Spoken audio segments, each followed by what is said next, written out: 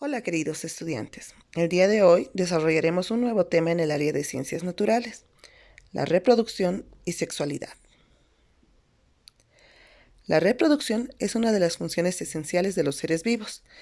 Esta asegura la supervivencia de las especies en el espacio y el tiempo. Da lugar a nuevos individuos semejantes a los existentes. Mediante la reproducción, un organismo origina una célula o un grupo de células, que tras un proceso de desarrollo darán origen a un nuevo organismo de la misma especie, posibilitando así su supervivencia. Existen dos modalidades de reproducción, la reproducción sexual y la reproducción asexual. Reproducción de las plantas. Estas se pueden reproducir a partir de la reproducción sexual y la reproducción asexual. La reproducción sexual se dará mediante los órganos sexuales de la flor y la reproducción asexual se dará a partir de los fragmentos o partes de una planta. Reproducción sexual en las plantas. Este tipo de reproducción se realiza por medio de las flores. Estas contienen los órganos sexuales. La flor es el órgano donde se producen los gametos femeninos y los gametos masculinos. Los gametos femeninos son los óvulos, los cuales se forman en el ovario y son parte del pistilo. Los gametos masculinos se encuentran en los granos de polen, presentes en las anteras y son producidos por los estambres. Los estambres son los órganos reproductores masculinos. El pistilo es el órgano reproductor femenino de la planta. Existen flores que pueden producir ambos gametos, pero también hay otras que solo son femeninas o solo son masculinas. La semilla y el fruto. Para que se produzca la fecundación, los granos de polen tienen que llegar hasta los óvulos, esto a través de un proceso. Primero, por la acción de un insecto o del viento, el polen llega al pistilo de una flor. A esto se denomina polinización. Segundo, el polen llega a los óvulos y se produce la fecundación. Tercer paso, la flor se transforma y se forma el fruto, el cual contiene en su interior las semillas. Como cuarto paso, las semillas caen en la tierra y con la humedad germinan. Estas van a crecer y formarán una nueva planta con flores. Reproducción asexual en las plantas. Este proceso no requiere la intervención de los órganos sexuales o los gametos. La reproducción asexual se puede definir como la capacidad en que los seres vivos pueden hacer copias semejantes e idénticas de sí mismos. Casi todas las plantas pueden reproducirse asexualmente. Estos mecanismos pueden ser a partir de la reproducción vegetativa y la reproducción por esporas. La reproducción vegetativa. Las nuevas plantas se forman a partir de una parte o un fragmento de la planta. Esta podría ser un tallo, una raíz, un bulbo u otro. Entre esta forma obtenemos los estolones, los tubérculos, los rizomas y los bulbos. Los estolones son tallos verdes que crecen horizontales. Al tener contacto con el suelo desarrollan raíces que al enterrarse dan origen a nuevas plantas, como por ejemplo las frutillas. Los tubérculos son tallos subterráneos que contienen sustancias nutritivas de reserva. Desarrollan yemas que pueden dar origen a nuevas plantas, como por ejemplo las papas. Los rizomas son tallos subterráneos horizontales, no son raíces, que crecen bajo la tierra. Forman brotes o yemas que pueden dar lugar a plantas nuevas, por ejemplo el jengibre.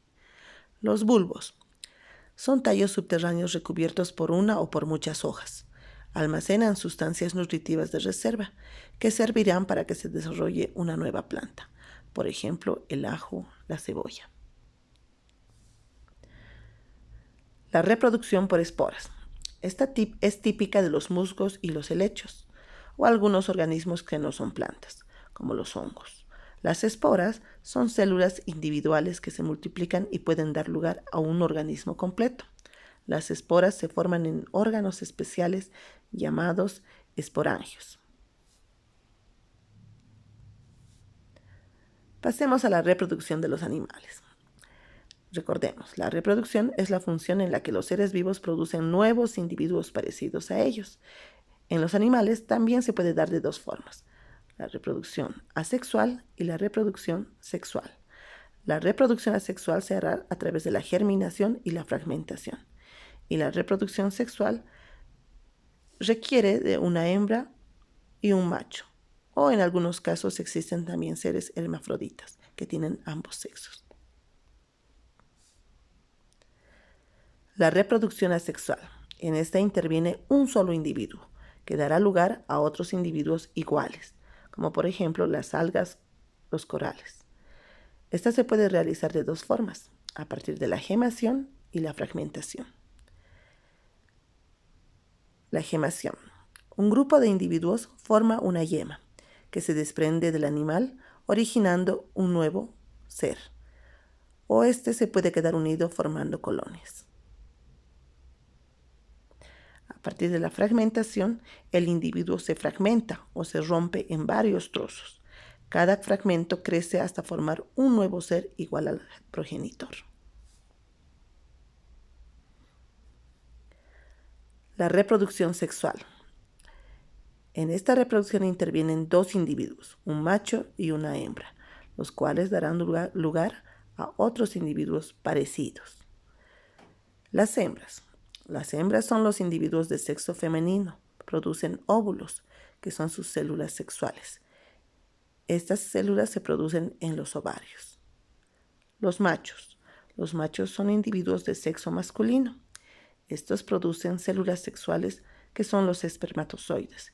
Estos se producen en los testículos. Así también existen un animal que presenta dos sexos, tanto el femenino como el masculino. Estos son los animales hermafroditas que pueden reproducirse solos.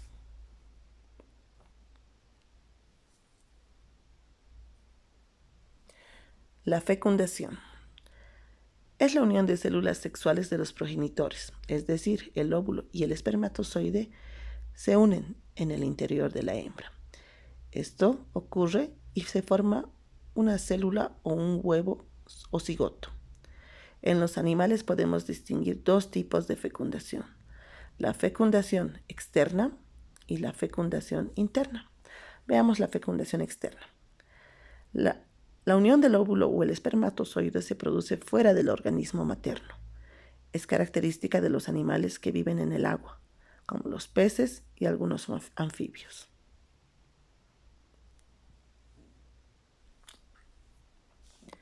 La fecundación interna es la unión de las células sexuales. Estas se realizan en el interior de la hembra. Es propia de los animales terrestres como los mamíferos, las aves, los reptiles.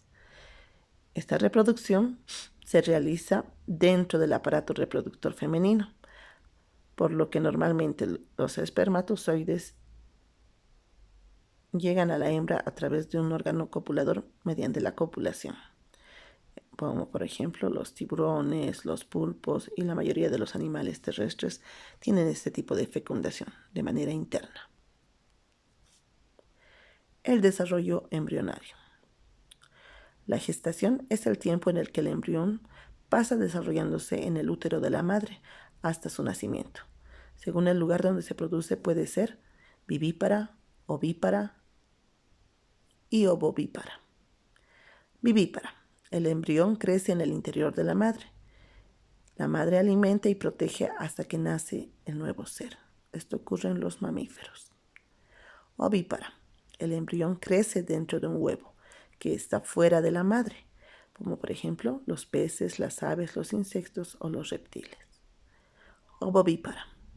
El embrión crece en el interior de un huevo que está dentro de la madre, como por ejemplo podemos mencionar al ornitorrinco, algunos tiburones y serpientes.